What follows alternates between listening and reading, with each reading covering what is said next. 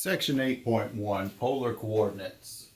You're used to seeing ordered pairs and graphing those in the XY plane. Here's the x-axis, here's the y-axis, and you would say, okay, if I plotted this point, that'd be about maybe 2, 3, okay? Now, we have another way of plotting points in the polar coordinate system. Alright, first of all, this is called the polar axis. It's ray from point O extending out here. And here's my point P. Now notice how point P is defined. It's defined by r comma theta. And r is the distance from the pole to that point, okay? That's my r value. And theta is how much we rotate, okay? So we plot a point by going out so much r and rotating so much theta. All right, so let's take a look at our first example here. Our first example says, plot the points whose polar coordinates are given, okay? So to plot these points whose polar coordinates are given, what I'm going to do is I'm going to draw a polar coordinate system first of all. And the way we do that is we draw like these circles basically like this, okay? And try to get them as close as you can to being circular. I know it's hard. I'm already messing up on that. And also, if you have trouble with that, you can go ahead online and search images, polar coordinate graphing paper, and you should be able to find some printable stuff. Print it out, then you can graph.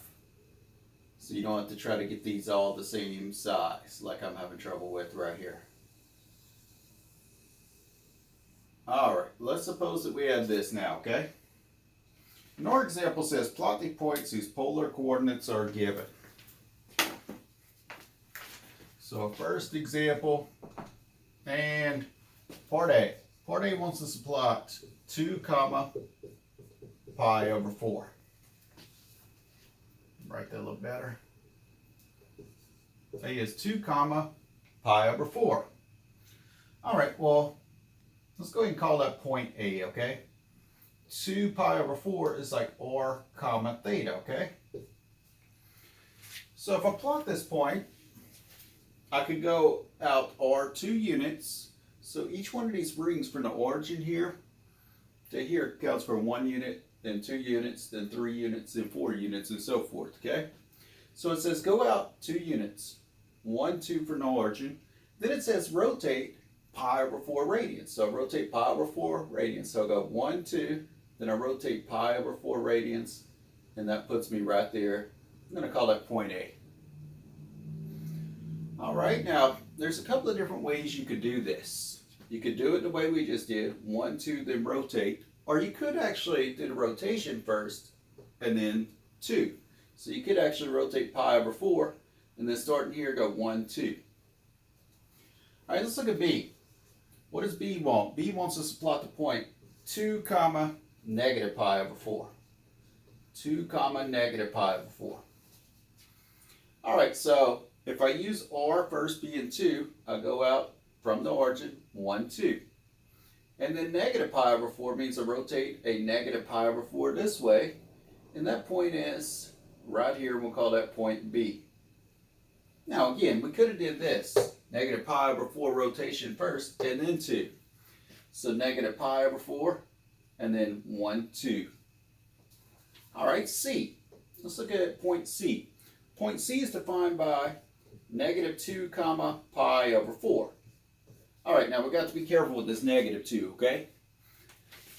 If you're going to do it by plotting R and then rotating, what you do is you go back this way for negative 2. So negative 1, negative 2, and then you rotate pi over 4 from that point. From this point, if I rotate pi over 4, that's this much, right? So that would put me right here at C. But if you're doing the angle rotation first, you rotate pi over 4 like you normally would. Then if r is negative 2, you go back through that origin, okay? So you rotate pi over 4, but instead of going 2 that way, since you have negative 2, you go 1, 2. D. D is going to be 3 negative pi, okay? Let's look at our 2 different ways to plot this. One way would go one way we would count 3, 1, 2, 3, and then rotate negative pi, and that'll put me right there, right? Or I could rotate to negative pi first of all, negative pi, and then if it's 3, a positive 3, go in the same direction as you rotate it, okay? So I rotate it here, so I'm pointing that way, so I'm going the same direction 3 units, 1, 2, 3, and that's 3, comma, negative pi. And then we have E. Part E says, let's plot negative 3, comma, negative 5 pi over 6. So if we do this the first way, plotting negative 3, negative 1, negative 2, negative 3, and then from this point right here, you rotate negative 5 pi over 6.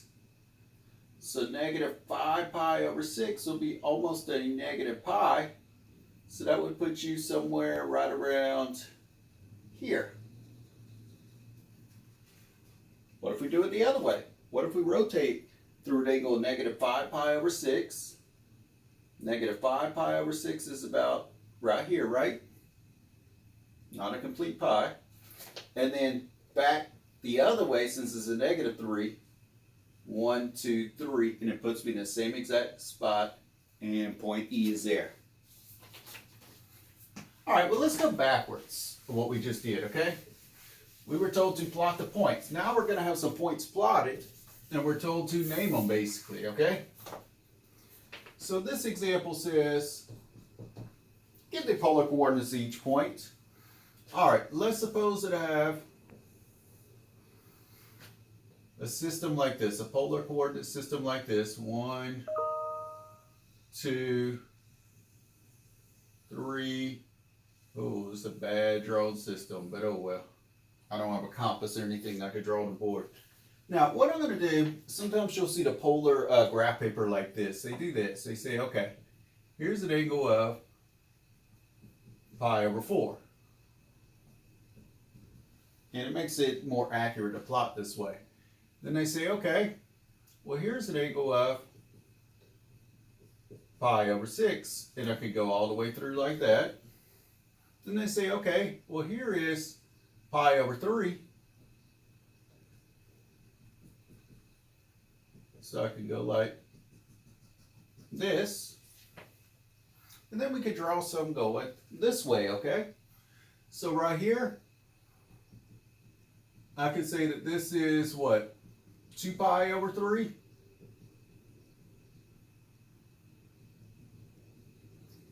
Then I could say, okay, what about this one? That's a reference angle pi over 4. So then it'd be what? Pi minus pi over 4. Or 3 pi over 4. All right. And then what if I go to reference angle pi over 6 right here? So it's going to look something like this. It'll be 5 pi over 6. And it'll look like that. That's just to make it more accurate. Sometimes you'll see that. All right. Let's suppose that we have a point right, let's see, right here. And let's call that B as in boy, capital B as in boy. And let's suppose I have a point C. Is right here. And let's suppose I have a point A, which is right here. Okay? Now what do they want me to do? They want me to give the polar coordinates each point. All right. So let's start out with point A. Let's give the polar coordinates of point A. All right. Where is A at? A is right here, right? So one way I could think of it is what? I could think of it as rotating this much, right? How much is rotating that much? That's what? Negative pi over 2 plus an additional what? Negative pi over 4? It's pi over 2 plus pi over 4. 3 pi over 4. So that'd be a negative 3 pi over 4. Now remember, I'm doing this r comma theta. So my theta is negative 3 pi over 4. And what would my r be? How far out did I go if I rotated that much first? I went out 1 unit. Okay? Now, the thing with these polar coordinates, they're not uniquely named all the time. Like, what if I wanted to come up with another name for point A? Could I do that? I certainly could. Somebody could have said, well, I got it by saying 1 1/4 of a pi rotation. So my theta would be 1 1/4, or what? 5 pi over 4. So I rotate 5 pi over 4, and then I go out 1, right? Now, we could even look at another way to do this. We could look at it as, what if I rotated pi over 4, and then I went back a -1? So -1 comma pi over 4. You can see there's a bunch of different representations of this. We could even spin around more and so forth, 2 pi more. How about B? Let's give it a couple of names in, okay? I didn't specify how many, so one name would work here. But let's give B 2 names, okay? One name I could say is, we rotate what? 2 pi over 3, and we go out 2 units. So R is 2, and then theta is 2 pi over 3. What's another way I could do this? Well, could I have also went maybe this way? So could I rotate it to negative pi over 3, and then went back through the pole, -2?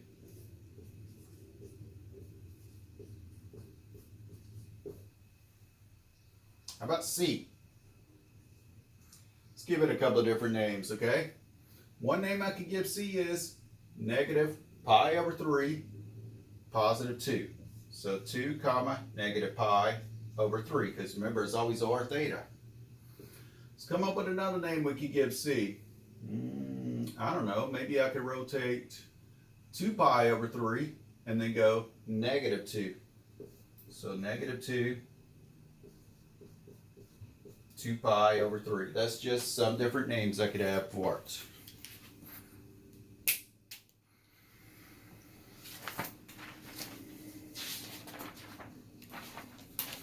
All right, let's take a look at what's next. Let's see about this figure right here, this picture right here, if I can get this erased. Let's suppose that I have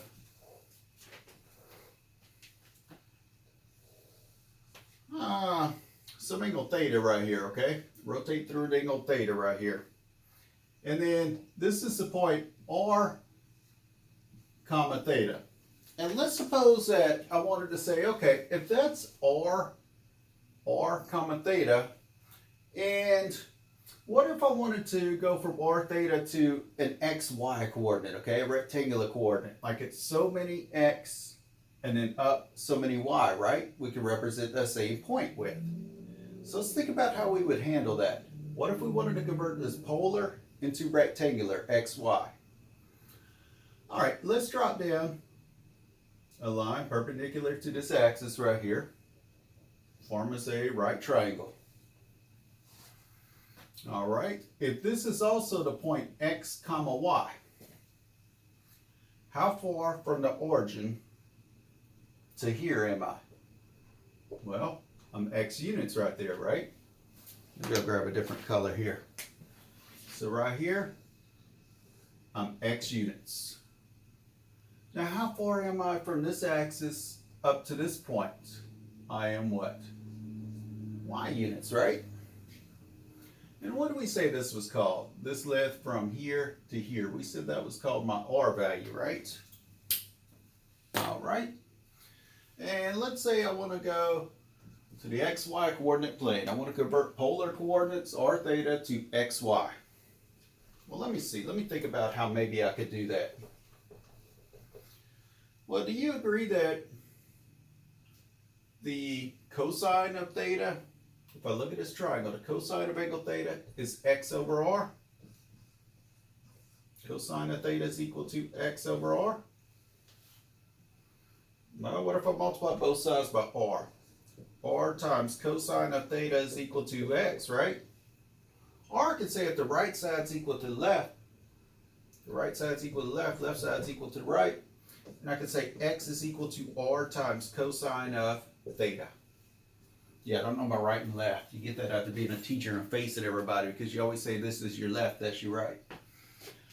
All right, let's look at the sine of angle theta.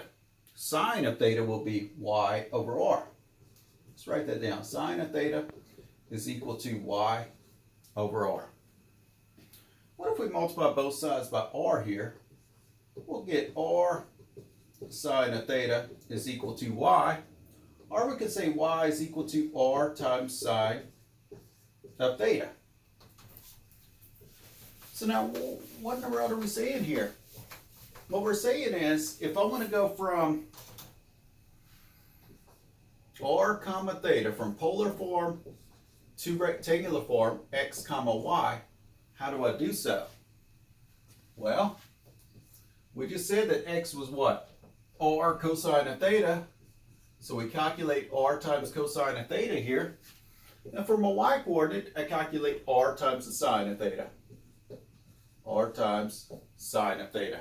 And that'll give me two rectangular coordinates.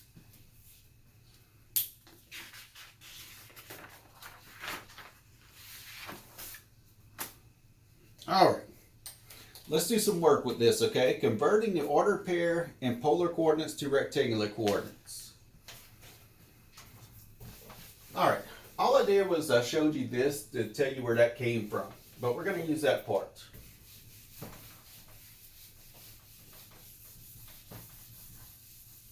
All right, so what do we do there?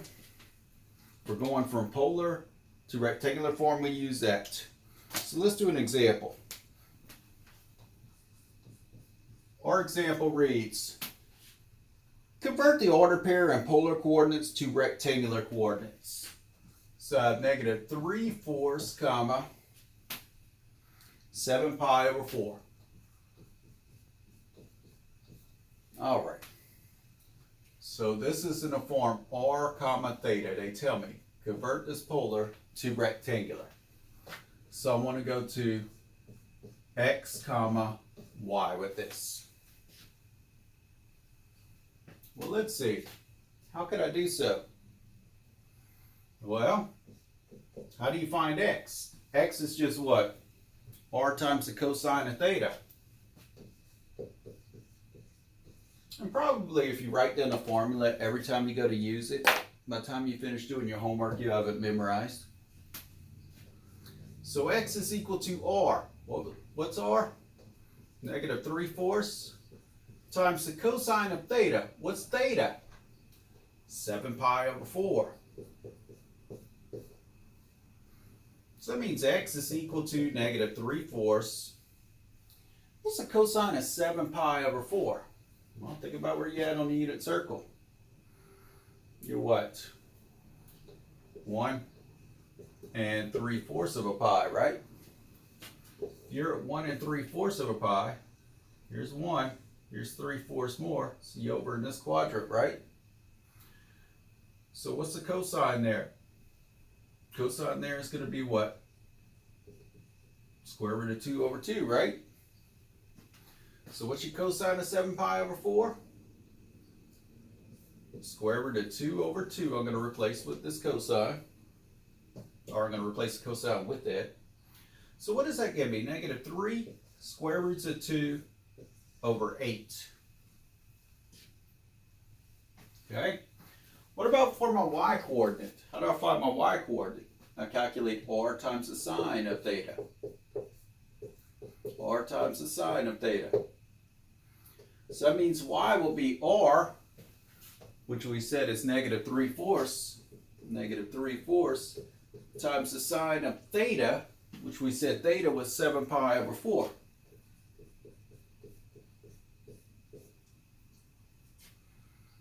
So y will be equal to negative 3/4. What's the sine of 7 pi over 4? Well, we said that's 7 pi over 4, right? So where does that put us on a unit circle? Square root of 2 over 2? Negative square root of 2 over 2, right? So the sine of 7 pi over 4 is negative square root of 2 over 2. Now calculate. Negative times a negative is a what? Positive. And 3 square roots of 2 over what? 8. So what are we saying? We're saying that negative 3/4, comma 7 pi over 4 and polar is equal to the xy coordinate of what? X is negative 3 square roots of 2 over 8. Negative 3 square roots of 2 over 8. And y is what? 3 square roots of 2 over 8.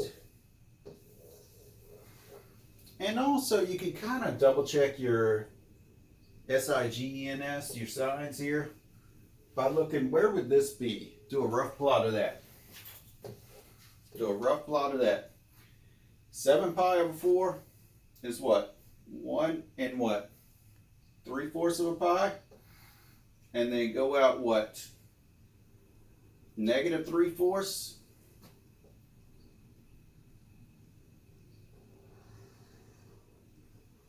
And what point do you have right there? Your x value would be what here? Negative, and your y value would be what?